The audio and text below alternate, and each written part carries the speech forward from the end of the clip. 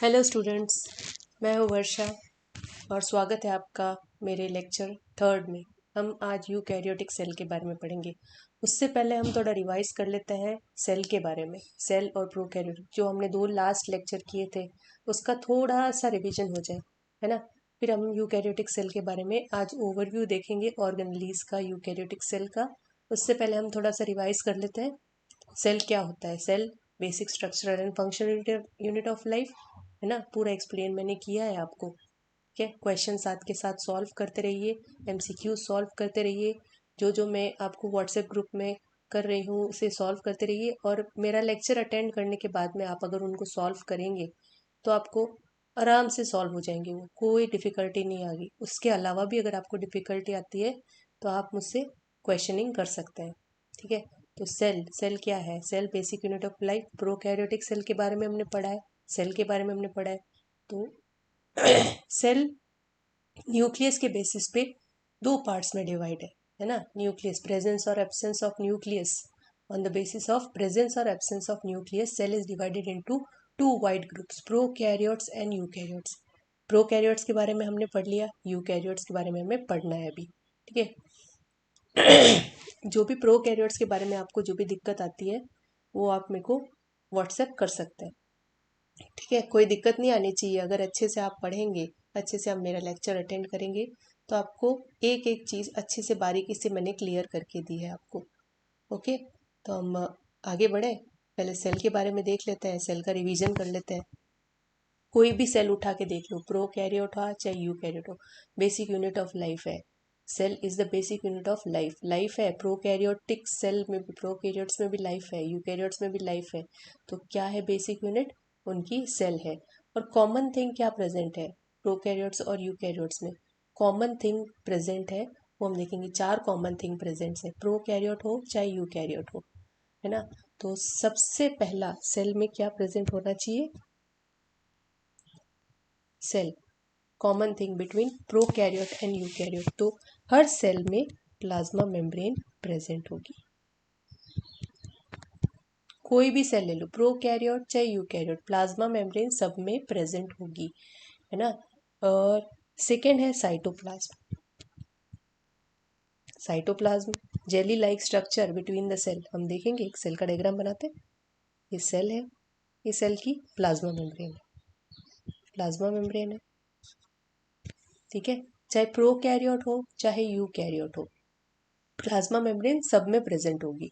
ठीक है, cytoplasm, cytoplasm भी सब में प्रेजेंट होगा। साइटोप्लाज्म क्या है? जेली लाइक ग्राउंड मटेरियल, जिसके अंदर सारी चीज़ें रहती है। Jelly like substance, jelly like substance सब में प्रेजेंट होगा, चाहे प्रोकैरियोटिक सेल हो चाहे यूकैरियोटिक सेल हो। क्वेश्चन पूछा जाता है, नीट में क्वेश्चन पूछा जा चुका है, common between prokaryotes and eukaryotes. तो हमें कंफ्यूज नहीं होना है, कॉमन थिंग्स भी है, दोनों के बीच में कॉमन थिंग्स भी है।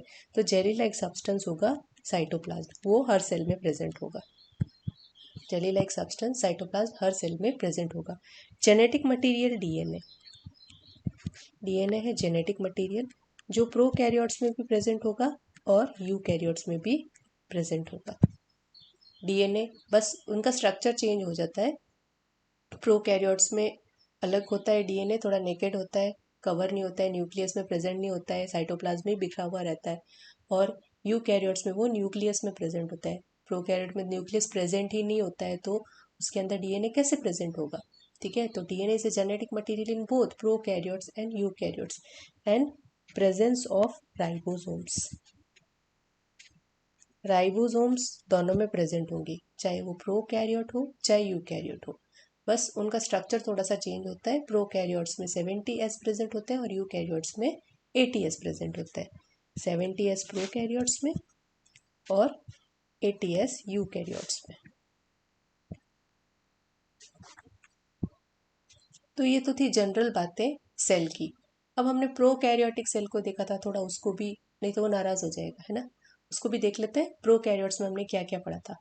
प्रोकैरियोट्स में हमने पढ़ा था बेटा cell wall made up of peptidoglycan. उसकी जो सेल वॉल होती है वो पेप्टिडोग्लाइकेन की बनी होती है। ठीक है, ये प्रेजेंट होता है। जेनेटिक मटेरियल कहाँ? पूरे साइटोप्लाज्म में। साइटोप्लाज्म में बिना न्यूक्लियस के प्रेजेंट होता है, न्यूक्लियस में प्रेजेंट नहीं होता है, साइटोप्लाज्म में ही जेनेटिक मटेरियल प्रेजेंट होता है, प्लाज्मिड के रूप में भी प्रेजेंट होता है। ठीक है, तो प्रोकैरियोट्स में देखेंगे, प्रोकैरियोट्स में क्या था, प्रोकैरियोटिक सेल, प्रोकैरियोटिक सेल में क्या देखा था हमने कि न्यूक्लियस एब्सेंट था, न्यूक्लियस प्रेजेंट नहीं था, न्यूक्लियस एब्सेंट है ना, साइटोप्लाज्म के अंदर ही जेनेटिक मटेरियल प्रेजेंट है ना, genetic material present in cytoplasm. तो हम इसे क्या कहेंगे, इस टर्म को क्या कहेंगे, प्रेजेंट इन साइटोप्लाज्म, यानी कि डीएनए नेकेड है, कवर्ड नहीं है, डीएनए नेकेड है। क्वेश्चन पूछा जा चुका है, नेकेड डीएनए किस में प्रेजेंट होता है, प्रोकैरियोट्स में या यूकैरियोट्स में। आपको बिना कुछ सोचे समझे प्रोकैरियोट्स को टिक लगाना है। Okay, genetic material present in cytoplasm, DNA naked होता है उसमें। ठीक है, राइबोसोम सबने जैसे पढ़ा है 70S प्रेजेंट है प्रोकैरियोट्स में, राइबोसोम 70S। प्रोकैरियोट्स बड़े सिंपल होता है, सिंपल सेल होता है, सिंपल सेल, कोई मतलब बड़ा बंगला नहीं होता है जिसमें कंपार्टमेंट्स हो।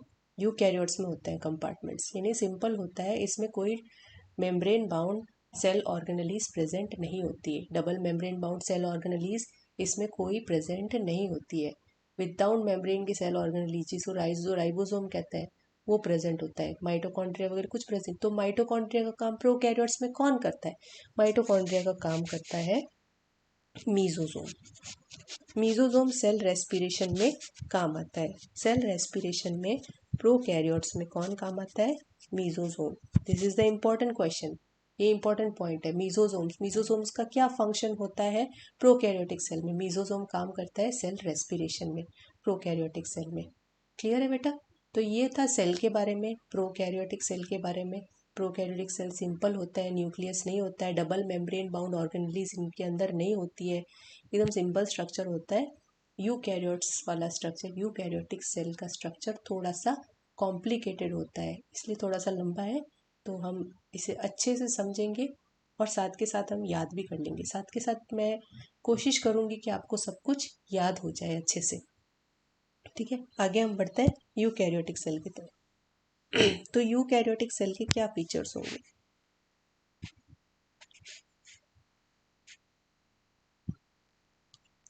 यूकैरियोटिक सेल के क्या फीचर्स होंगे। यूकैरियोटिक सेल का सबसे पहला फीचर होगा nucleus present, nucleus present.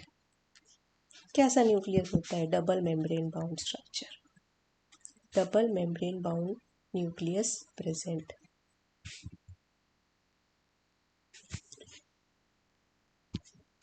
Nucleus present, double membrane bound structure, double membrane bound nucleus present. ये हमारा सेल है, ठीक है। इसके अंदर न्यूक्लियस प्रेजेंट है, कैसा है, double membrane bound structure, nucleus present होता है। और नेक्स्ट क्या है, क्या होता है, compartmentalisation present, extensive compartmentalisation present.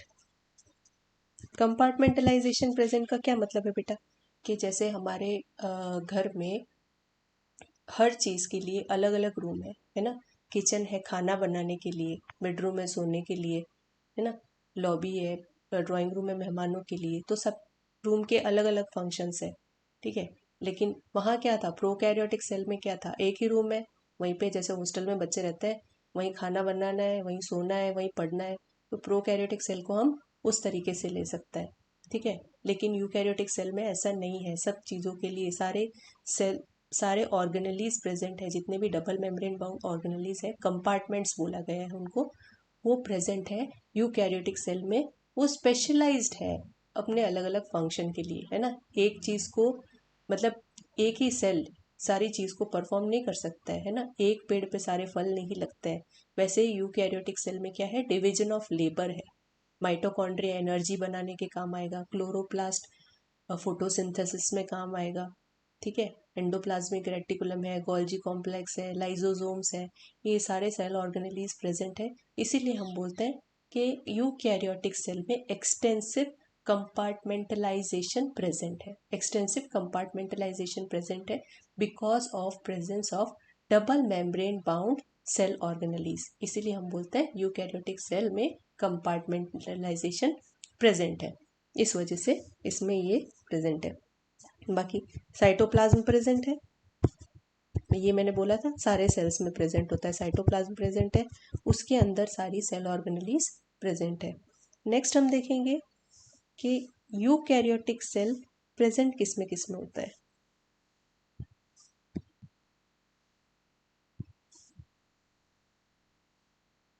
कौन से ऑर्गेनिजम्स में यूकैरियोटिक सेल प्रेजेंट होता है, यूकैरियोटिक सेल कौन से ऑर्गेनिजम्स में प्रेजेंट होता है, कौन से किंगडम में प्रेजेंट होता है। तो हायर एनिमल्स में ना, हायर एनिमल्स में, हायर किंगडम में तो प्रेजेंट होता है प्रोटिस्टा में। जो प्रोटिस्टा किंगडम के मेंबर्स हैं जो भी, उनके अंदर यूकैरियोटिक सेल पाया जाएगा। ठीक है, तो कंपोनेंट्स देखेंगे कौन से कंपोनेंट्स होते हैं वो आगे देखेंगे। प्रोटिस्टा के एग्जांपल्स क्या क्या होंगे बेटा।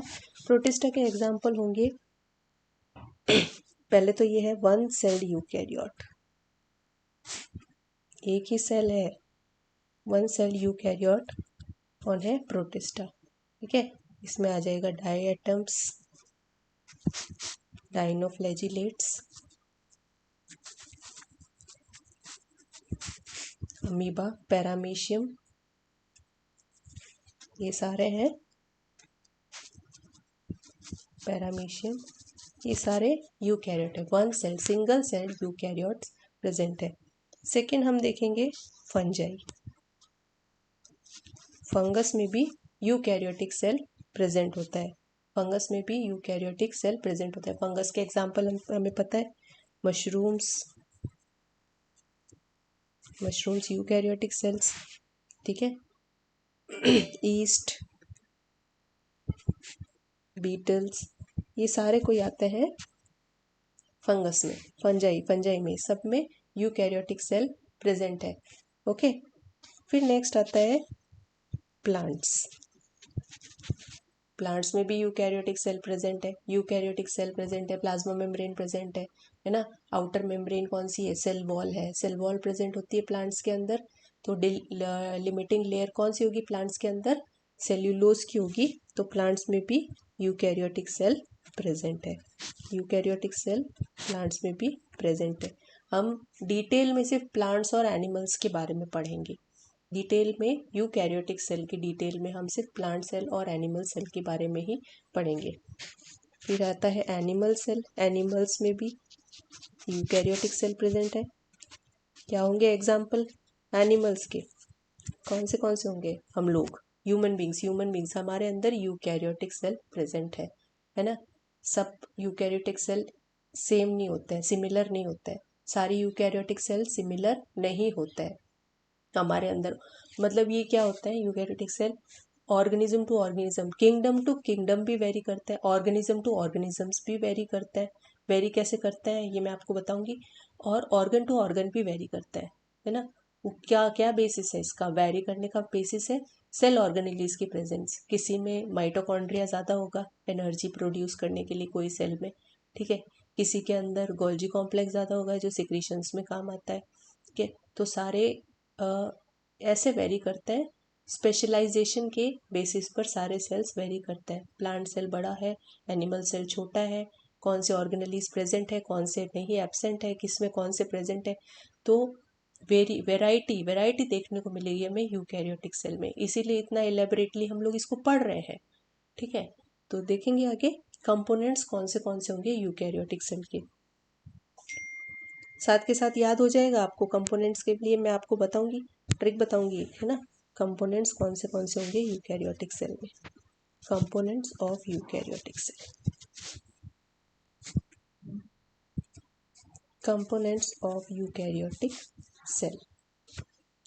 तो बेटा जैसे एक सेल है, ठीक है, हमने सेल बनाया, ये यूकैरियोटिक सेल है। ठीक है, यूकैरियोटिक सेल की बाहर है cell wall, cell wall present है। ठीक है, अंदर क्या है, साइटोप्लाज्म प्रेजेंट है। Typical eukaryotic cell, rough diagram बना रही हूँ मैं, ओके। फिर इसके अंदर न्यूक्लियस प्रेजेंट है, ओके, ऑर्गेनेलीज प्रेजेंट है, ये बना दी ऑर्गेनेलीज, ठीक है, ER बना दिया हमने, टपली बना रही हूँ मैं, ठीक है, और लाइजोसोम्स बना दिए, वेसाइकल्स बना दी, वैक्यूल बना दिया, ठीक है, वैक्यूल बना दिया।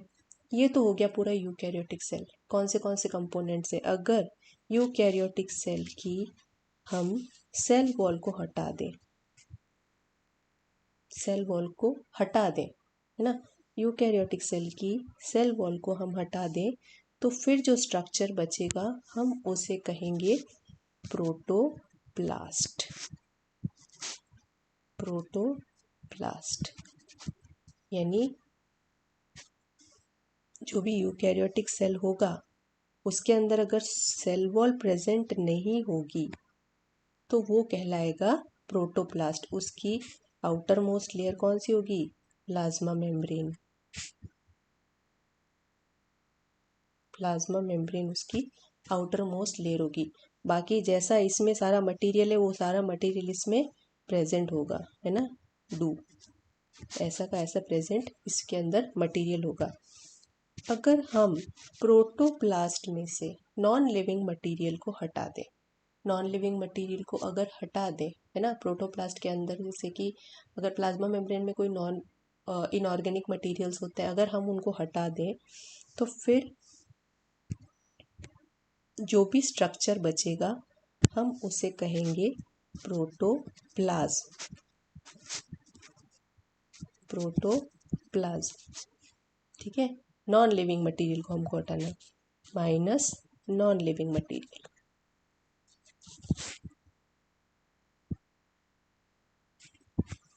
तो बोलेंगे cell without cell wall is called as protoplast and protoplast without non living material is known as protoplasm. Protoplasm में क्या प्रेजेंट होगा, होगी प्लाज्मा मेम्ब्रेन, प्लाज्मा मेम्ब्रेन भी प्रेजेंट होगी, न्यूक्लियस भी प्रेजेंट होगा, दूसरे साइटोप्लाज्म भी प्रेजेंट होगा, सब कुछ प्रेजेंट होगा। प्लाज्मा मेम्ब्रेन लिमिटिंग लेयर होगी इसके अंदर, ठीक है। और प्रोटोप्लाज्म में से हमने लिविंग मटेरियल को हटाना है।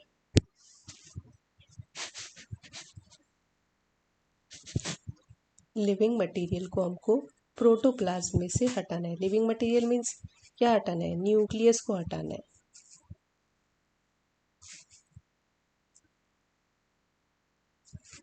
सारे लिविंग ही है, लिविंग मटेरियल को हटाना है मतलब न्यूक्लियस को अगर हमने इसके अंदर से हटा दिया है, किसके, सेल के अंदर से हमने न्यूक्लियस को हटा दिया है, तो फिर जो हमारे पास में स्ट्रक्चर बचेगा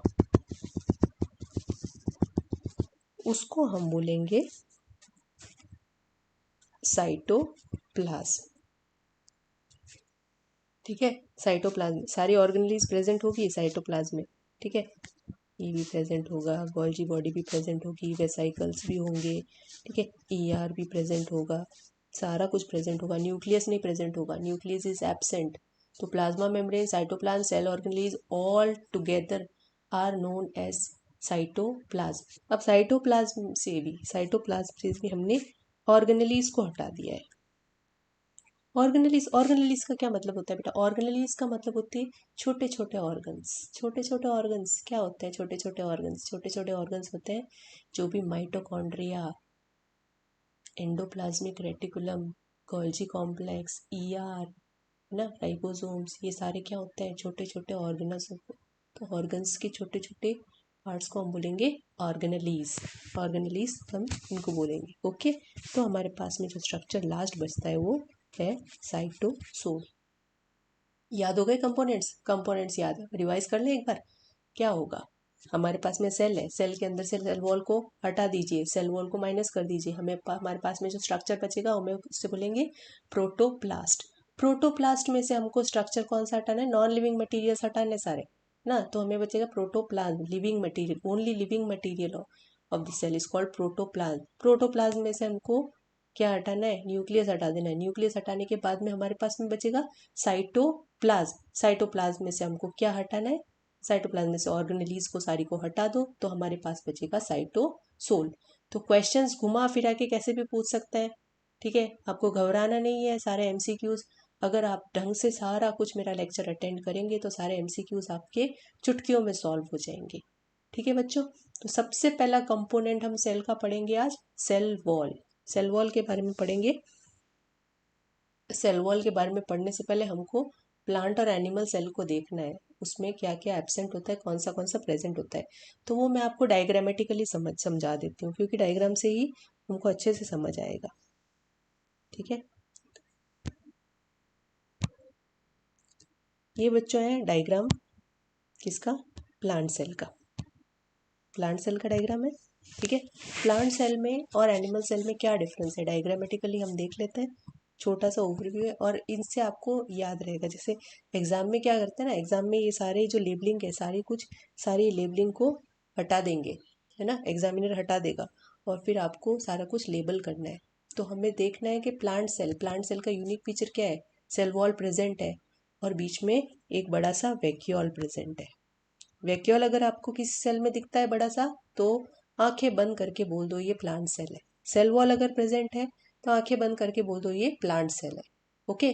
क्योंकि ये एनिमल में एब्सेंट होता है, वैक्यूल्स एनिमल्स के अंदर एब्सेंट होता है, मतलब छोटे छोटे बनते हैं, वो टाइमली बनते हैं और डिमिनिश हो जाते हैं, ठीक है। तो आउटर मोस्ट लेयर क्या होगी इसकी, cell wall. Cell wall is the outermost layer of plant cell. इसके यहाँ पे क्या है, साइटोप्लाज्म। पेरीफेरी पे हमारा न्यूक्लियस प्रेजेंट होगा, पेरीफेरी पे, कोने पे, है ना, एकदम कोने पे न्यूक्लियस प्रेजेंट होगा। क्योंकि जो मिडल वाला जो भी पोर्शन है वो किसने घेर रखा है, वैक्यूल ने घेर रखा है। और वैक्यूल की जो आउटर मोस्ट लेयर है उसे हम बोलते हैं टोनोप्लास्ट, ठीक है, टोनोप्लास्ट। टोनोप्लास्ट प्रेजेंट होती है, वैक्यूल की लेयर होती है, वैक्यूल की लेयर को टोनोप्लास्ट कहेंगे। वैक्यूल की कवरिंग को हम कहेंगे टोनोप्लास्ट। तो टोनोप्लास्ट सिर्फ हमें कहाँ मिलेगी, सिर्फ प्लांट सेल में मिलेगी, एनिमल सेल में टोनोप्लास्ट एब्सेंट होगी, ओके। बाकी सेम टू सेम कैसा है, एनिमल सेल के जैसा का जैसा है, बस न्यूक्लियस पेरीफेरी पे प्रेजेंट है, वैक्यूल बीच में प्रेजेंट है, एंडोप्लाज्मिक रेटिकुलम प्रेजेंट है न्यूक्लियस के पास में, उसमें भी होता है, गोल्जी कॉम्प्लेक्स प्रेजेंट है, okay. Vacuoles present, plasmodesmata cell wall का पार्ट है, वो हम पढ़ेंगे। पेरोक्सिसोम्स, क्लोरोप्लास्ट, राइबोसोम्स, माइटोकॉन्ड्रिया, सारा कुछ प्रेजेंट है प्लांट सेल में, और ये एनिमल सेल में भी प्रेजेंट होता है। अब एनिमल सेल देख लेते हैं। एनिमल सेल में क्या है, ये है हमारा एनिमल सेल। एनिमल सेल की जो आउटरमोस्ट कवरिंग है, वो है प्लाज्मा मेम्ब्रेन, क्योंकि सेल वॉल इसमें एब्सेंट होती है। प्लाज्मा मेम्ब्रेन भी क्या होती है, फ्लेक्सिबल है, इलास्टिक है ना, और फिंगर लाइक प्रोजेक्शंस में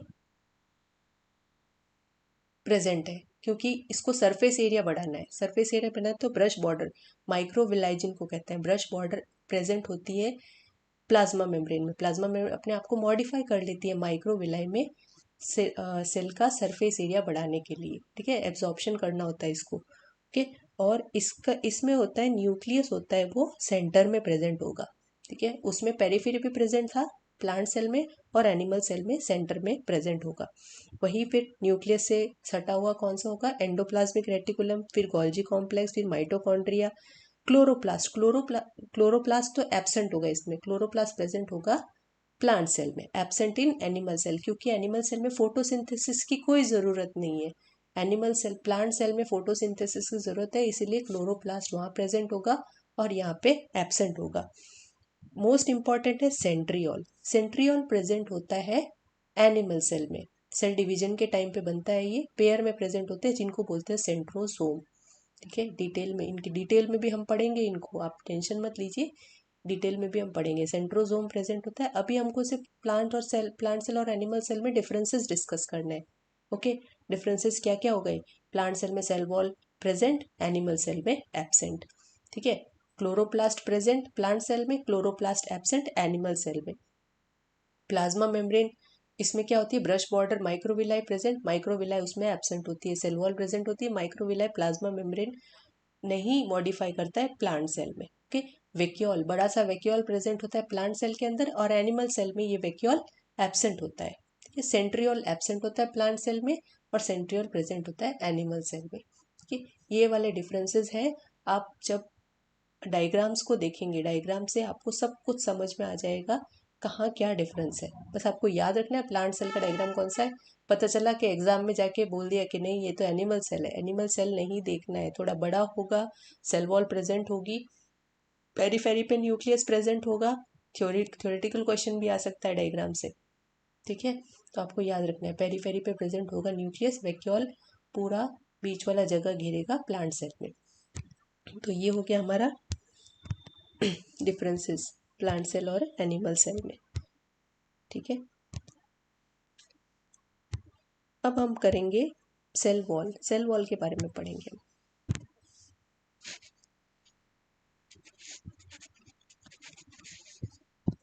सबसे पहला कंपोनेंट यूकैरियोटिक सेल का, सबसे पहला कंपोनेंट है यूकैरियोटिक सेल का सेल वॉल। प्लांट्स में सेल वॉल किसकी बनी होती है? प्लांट्स में सेल वॉल बनी होती है हेमीसेल्यूलोज की।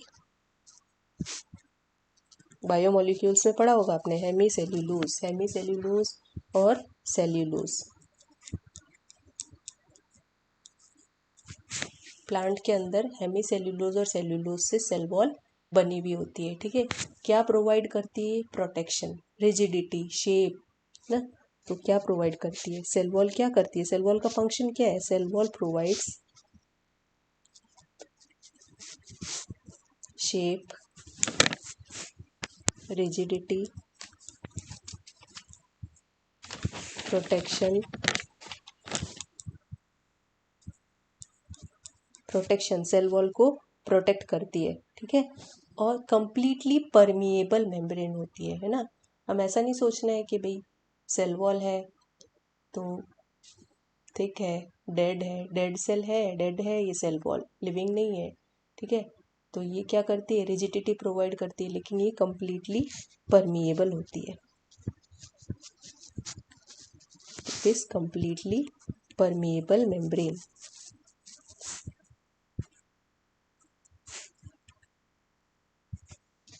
Provides mechanical strength, mechanical strength provide करती है ये।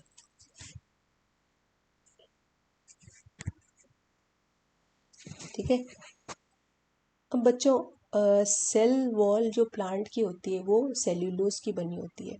ठीक है, हमारे एनसीईआरटी बुक में दे रखा है डाई एटम्स की भी सेल वॉल है, वो दूसरे मटेरियल की बनी होती है। ठीक है, डाई एटम्स की जो सेल वॉल होती है वो सिलिका की बनी होती है, सिलीशियस सेल वॉल कहते हैं उसे, सिलीशियस सेल वॉल।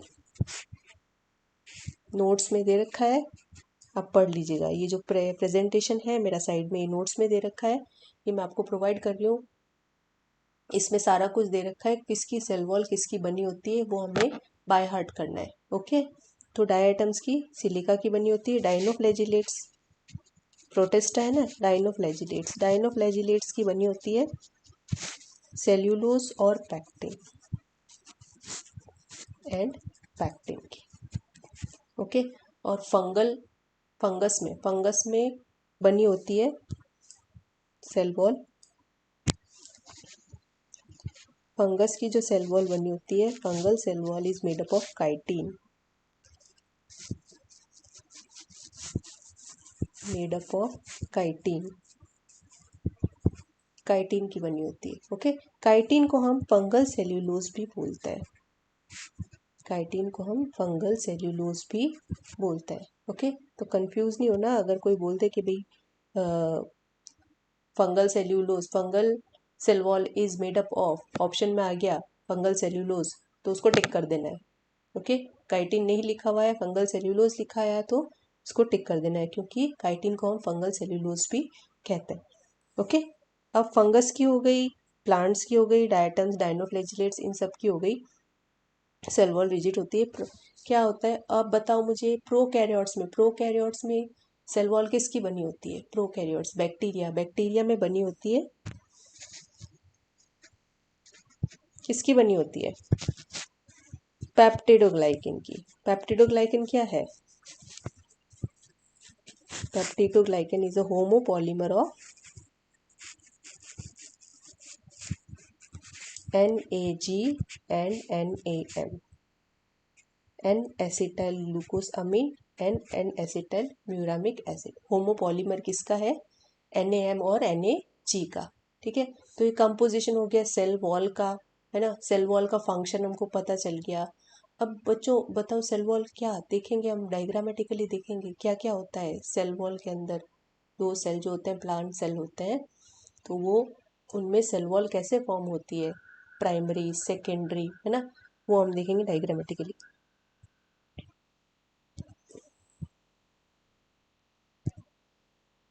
तो बच्चों देखो, ये एक सेल है, ये दूसरा सेल है। ठीक है, ये प्लांट सेल है। प्लांट सेल के अंदर क्या है? ये प्लाज्मा मेम्ब्रेन है। प्लाज्मा मेम्ब्रेन प्रेजेंट है, बीच में प्रेजेंट है सीमेंटिंग लेयर। दो सेल्स के बीच में सीमेंटिंग लेयर प्रेजेंट होती है। प्लांट सेल के अंदर सीमेंटिंग लेयर प्रेजेंट होती है। उस सीमेंटिंग लेयर को हम कहेंगे मिडल लैमिला।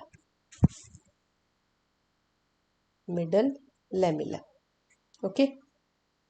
जो मिडल लैमिला के पास में जो सेल होती है, सेल वॉल होती है, उसे कहेंगे primary cell wall. Primary cell wall, middle lamella, ये दो है, ये लेफ्ट है ये राइट है, ओके। ये लेफ्ट है सेल, ये राइट सेल है। दोनों सेल के बीच में प्लाज्मोडेस्मेट मिडल लैमिला प्रेजेंट है। ये क्या करता है? चिपकाता है दो सेल्स को। दो सेल्स को आपस में चिपकाने वाली लेयर जो होती है वो उसे हम कहते हैं मिडल लैमिला। मिडल लैमिला के इधर भी primary cell wall, middle lamella के दूसरी साइड भी प्राइमरी सेल वॉल। दोनों नेबरिंग सेल को कनेक्ट करने वाला जो स्ट्रक्चर है उसे कहेंगे मिडल लैमिला। ठीक है, ये हो गई प्राइमरी सेल वॉल। ये हमारी है plasma membrane. Plasma membrane, okay. तो ये हो गया primary cell wall. Primary cell wall का फंक्शन क्या होता है बेटा? Primary cell wall newly freshly prepared होती है, ठीक है। वो हमेशा बनती रहती है। मेरिस्टेमेटिक सेल्स जो होता है, जो हमेशा डिवाइड करते रहते हैं, ये फ्रेशली प्रिपेयर्ड होती है, ये बनती है, ठीक है। सीमेंटिंग लेयर है मिडल लेमिला। मिडल लेमिला का बनने में कोई काम नहीं है। मिडल लेमिला सिर्फ क्या करती है? अटैच करती है नेबरिंग सेल्स को, ठीक है। यहाँ पे प्रेजेंट होगा, यहाँ पे समझ लो एक और सेल प्रेजेंट है, समझ लो यहाँ पे एक और सेल प्रेजेंट है, तो यहाँ पे भी एक मिडल लेमिला प्रेजेंट होगी। यहाँ पे एक और सेल प्रेजेंट है, यहाँ पे भी मिडल लेमिला प्रेजेंट होगी, यहाँ पे भी मिडल लेमिला प्रेजेंट होगी, ठीक है। ये सारी मिडल लेमिला है, ओके। तो ये हो गया हमारा प्लांट सेल। प्लांट सेल में primary membrane, primary cell wall middle lamella के जस्ट पास में प्रेजेंट होगी, ओके। प्लाज्मा मेम्ब्रेन और प्राइमरी सेल वॉल के बीच में फॉर्म होगी सेकेंडरी सेल वॉल। जब भी फ्यूचर में प्रेजेंट होगी, क्या होगी? ये होगी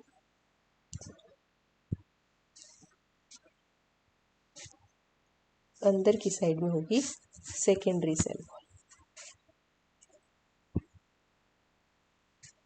कैसे फॉर्म होगी? जैसे प्राइमरी सेल वॉल क्या होती है? इलास्टिक होती है, ठीक है। इलांगेशन फेज आया, सेल मैच्योर हो, सेल बड़ा हो रहा है, सेल मैच्योर हो रहा है, तो क्या होगा कि उसके अंदर मटेरियल डिपॉजिट होते जाएंगे। मटेरियल डिपॉजिट होंगे तो क्या होगा? प्राइमरी सेल वॉल डिमिनिश हो जाएगी, डिस्ट्रॉय हो जाएगी, और सेकेंडरी सेल वॉल का रूप ले लेगी। कैसे लेगी?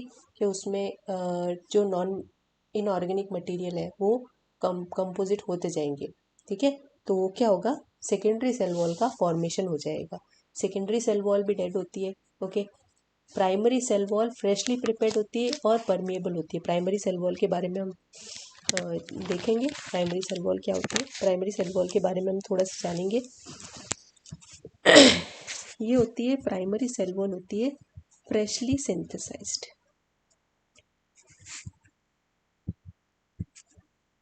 फ्रेशली सिंथेसाइज्ड, ये थोड़े टाइम से क्या होती है? जब सेल एक्सपांड होता है, मैच्योर होता है, तो ये प्राइमरी सेल वॉल डिमिनिश हो जाती है, ओके। लेकिन एक्टिवली डिवाइडिंग सेल्स में ये हमेशा रहती है, डिमिनिश नहीं होती है, ठीक है। पैरेन्काइमेटस टिश्यूज है, जैसे पैरेन्काइमेटस टिश्यूज में कभी भी प्राइमरी सेल वॉल डिमिनिश नहीं होती है, डिफ्रेंशिएशन नहीं होता है, सिर्फ डिवीजन होता रहता है, ओके। सेल बड़ा होता रहता है। और सेकेंडरी सेल वॉल कहाँ फॉर्म होती है? फ्रेशली सिंथेसाइज्ड होती है, एक्सपांड होती है, सेल बड़ा होता है, डिफ्रेंशिएट हो रहा है, ठीक है। और कहाँ पे फॉर्म होगी, प्राइमरी सेल वॉल और सेकेंडरी सेल वॉल कहाँ फॉर्म होगी, प्लाज्मा मेम्ब्रेन और प्राइमरी सेल वॉल के बीच में प्रेजेंट होगी। ठीक है। मिडल लेमिला, मिडल लेमिला के बारे में देखेंगे हम। मिडल लेमिला किसका बना होता है, मिडल लेमिला बना होता है, ये तो मैंने आपको समझाया, अब थोड़ा सा मैं नोट्स लिखाऊंगी इसके बारे में, आप साथ के साथ लिखते जाइएगा। मिडल लेमिला किसका बना होता है, ये एक सीमेंटिंग लेयर है। ठीक है, middle lamella is a cementing layer made up of cementing layer made up of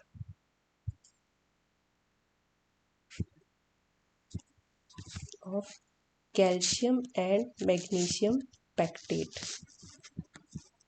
calcium और मैग्नीशियम पैक्टेट की बनी होती है। बेटा पैक्टेट एक ऐसा सब्सटेंस है जो कि फ्रूट को सख्त होने में काम आता है। ठीक है, जब फ्रूट हम लाते हैं, बाजार से लाता है, ठीक है, फ्रूट लाएंगे या कोई वेजिटेबल लाएंगे तो वो सख्त होगी, कड़क होगी, है ना, हम बोलेंगे फ्रेश है, फ्रेश चीज़ होगी, उसमें पैक्टेट की कंसंट्रेशन ज़्यादा होगी। ठीक है, तो जब भी कोई सख्त मटेरियल होता है तो देख लेना उसके अंदर पैक्टेट प्रेजेंट है, मिडल लेमिला के अंदर पैक्टेट प्रेजेंट है। ठीक है, और थोड़े टाइम बाद क्या देखेंगे, वो थोड़ी गल जाएगी, तो क्या होगा, पैक्टिनेस एंजाइम का फॉर्मेशन होगा और पैक्टेट धीरे धीरे से खत्म होने लग जाएगा। जिसमें पैक्टेट कम होगा, है ना, सब्जियों को पकाने में, फ्रूट्स को पकाने में पैक्टिनेस का यूज़ किया जाता है। पैक्टिनेस क्या करता है, पैक्टेट को गला देता है, इसीलिए वो सॉफ्ट हो जाता है। ठीक है, तो पैक्टेट का फंक्शन क्या होता है, सॉफ्टनिंग, सॉफ्टनिंग का पैक्टिनेस का फंक्शन होता है सॉफ्टनिंग, फ्रूट का सॉफ्टनिंग और राइपनिंग ऑफ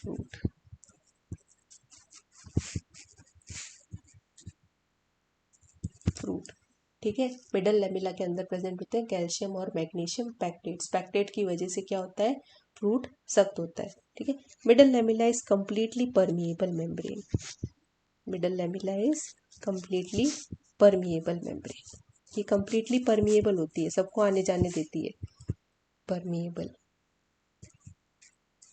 ठीक है, ये कंप्लीटली परमिएबल होती है। फिर है हमारी primary cell wall. Primary cell wall के बारे में हमने बोला था फ्रेशली सिंथेसाइज्ड स्ट्रक्चर होता है ये, freshly synthesized structure.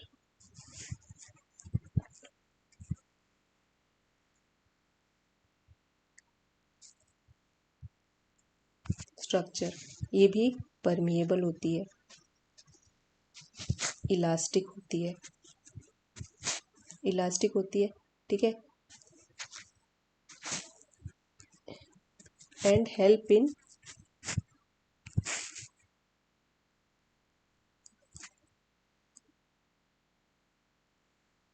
Cell to grow, elastic होती है तो ग्रो करने में ये काम आती है। पर जैसे जैसे सेल बड़ा होगा, है ना, डिफ्रेंशिएशन होगा सेल के अंदर, इलोंगेशन होगा, तो ये प्राइमरी सेल वॉल क्या होती है, डिमिनिश होने लग जाती है, डिमिनिश होने लग जाती है डिवाइडिंग सेल में, और फिर ये मैच्योर सेल में एब्सेंट हो जाती है। ओके, और कन्वर्ट हो जाती है सेकेंडरी सेल वॉल में। तो क्या होगा, प्राइमरी सेल वॉल डिमिनिश हो जाती है,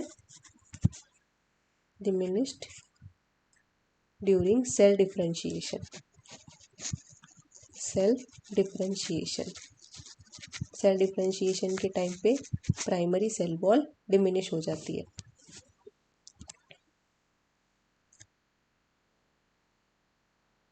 बट एक्टिवली डिवाइडिंग सेल में, मेरिस्टेमेटिक और पैरेन्काइमेटस सेल में प्राइमरी सेल वॉल कभी भी डिमिनिश नहीं होती है। ठीक है, एक्टिवली डिवाइडिंग सेल में प्राइमरी सेल वॉल कभी डिमिनिश नहीं होती है, ये इंपॉर्टेंट पॉइंट है। Parenchymatous sales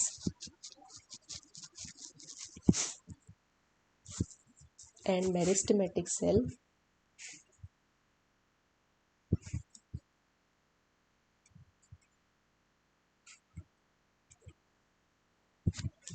cell contain actively dividing cell, differentiation नहीं होता है इसमें, डिवाइडिंग सेल, तो प्राइमरी सेल, उनमें सिर्फ प्राइमरी सेल प्रेजेंट होती है, सेल वॉल प्रेजेंट होती है, नो अदर सेल वॉल, यानी सेकेंडरी और टर्चरी नहीं होती है, no other cell wall present. Okay, अब जैसे जैसे इलोंगेशन होगा, है ना, सेल डिफ्रेंशिएट करेगा, इलोंगेट करेगा, तो क्या होगा, प्राइमरी सेल वॉल इलोंगेट होगी, बड़ी होगी, ठीक है, बड़ी होगी, फिर अक्यूमुलेशन ऑफ मटेरियल होगा। सेकेंडरी कैसे बनेगी, है ना, प्राइमरी के अंदर ही, प्राइमरी के अंदर ही सेकेंडरी वॉल, जब सेल डिफ्रेंशिएट करेगा, डिवाइड करेगा, डिफ्रेंशिएट करेगा, डिफ्रेंशिएट होगा, तब क्या होगा, इलोंगेशन फेज आएगा, मैच्योर होगा, सेल मैच्योर होगा, तो क्या होगा, प्राइमरी के ऊपर ही, है ना, डिपोजिशन होंगे, डिपोजिशन होंगे, उस वजह से क्या होगा, सेकेंडरी वॉल का फॉर्मेशन होगा। सेकेंडरी सेल वॉल का फॉर्मेशन प्राइमरी के ऊपर से डिपोजिशन से ही होता है, और कोई उसमें वो नहीं होता है, ठीक है। तो secondary cell wall differentiate and accumulation of material takes place, accumulation of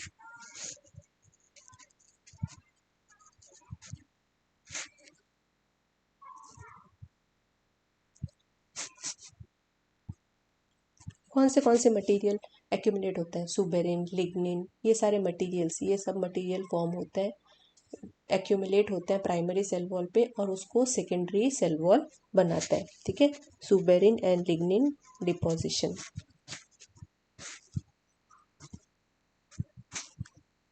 और ऐसे ही क्या होता है, टर्चरी सेल वॉल भी प्रेजेंट, टर्चरी भी बनती है, सारी क्या बनेगी, प्लाज्मा मेम्ब्रेन और प्राइमरी के बीच में ही सेकेंडरी टर्चरी जो भी होगी, जो भी सेल वॉल बननी होगी वो इसमें ही बनेगी।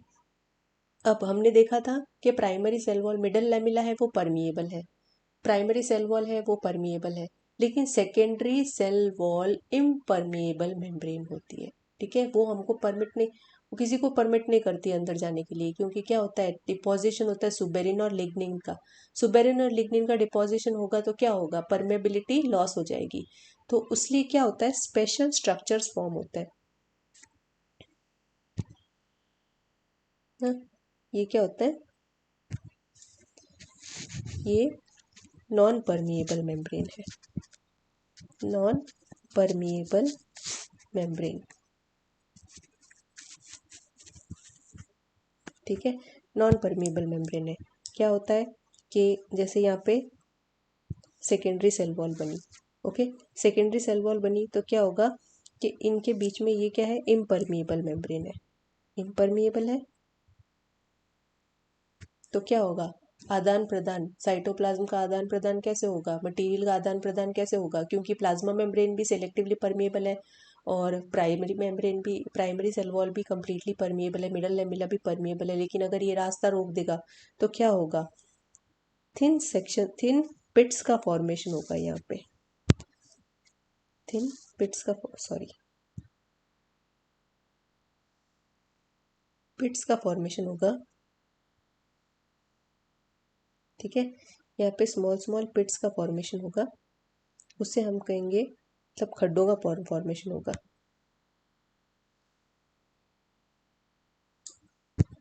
चलिए यहाँ पे बन जाएंगे,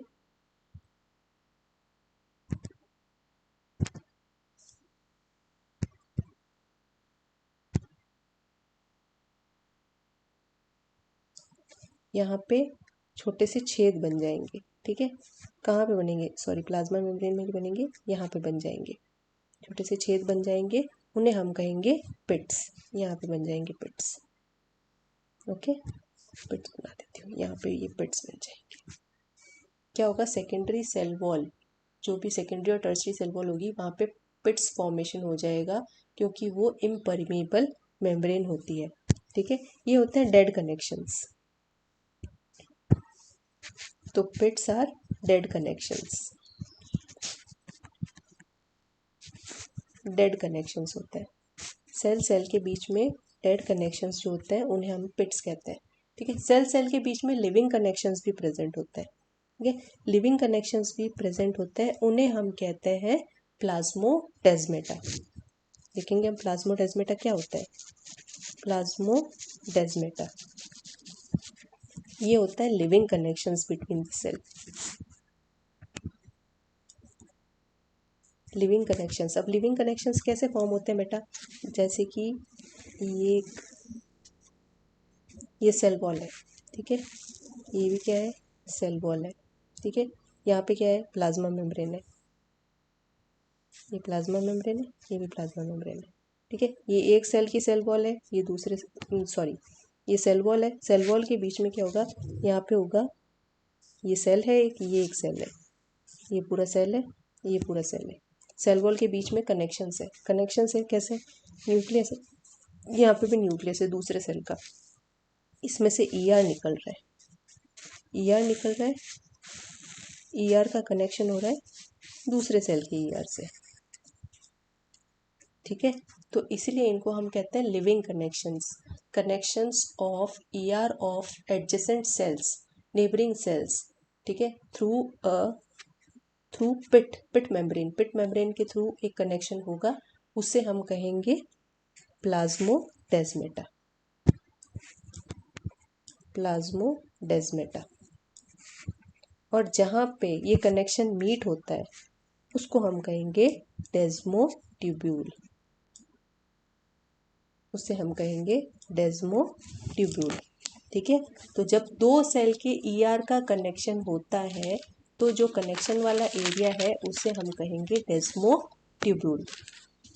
आया बच्चों सेल वॉल समझ में, सेल वॉल आपको सेल वॉल अच्छे से समझ में आ गया होगा, चैनल फॉर्म अब हमने देखा है, शुरू से हम देख लेते हैं, ठीक है, आगे जो है लेक्चर बड़ा हो जाएगा, ठीक है, फिर समझ नहीं आएगा आपको, अभी तक का जो है सेल वॉल का पार्ट है वो मैं आज ख़त्म कर रही हूँ, ओके, इसके नेक्स्ट वाला पार्ट है वो हम अगले लेक्चर में करेंगे, तो थोड़ा सा रिवाइज हो जाए आज हमने क्या पढ़ा, और कल वापस से इसको कंटिन्यू करेंगे, अगले लेक्चर में मीन्स हम इसको कंटिन्यू करेंगे, हम पढ़ेंगे प्लाज्मा मेम्ब्रेन के बारे में, प्लाज्मा मेम्ब्रेन के बारे में सब कुछ पढ़ेंगे, हम ऑर्गेनेलीज का ओवरव्यू लेंगे, कौन सी ऑर्गेनेलीज क्या क्या काम आती है, जस्ट एक ओवरव्यू लेंगे ऑर्गेनेलीज का, और प्लाज्मा मेम्ब्रेन के बारे में हम डिटेल स्ट्रक्चर पढ़ेंगे उसका, प्लाज्मा मेम्ब्रेन का, ठीक है, क्योंकि आज हमने सेल वॉल पढ़ रही है, सेल वॉल भी एक बहुत बड़ा टॉपिक है, ओके, सेल वॉल तक आप सारा कुछ याद कर लीजिए, क्या था कंपोनेंट्स क्या थे, यूकैरियोटिक सेल किस में प्रेजेंट होता है, सेल वॉल किसकी किसकी बनी होती है, कंपोनेंट्स क्या क्या होते हैं यूकैरियोटिक सेल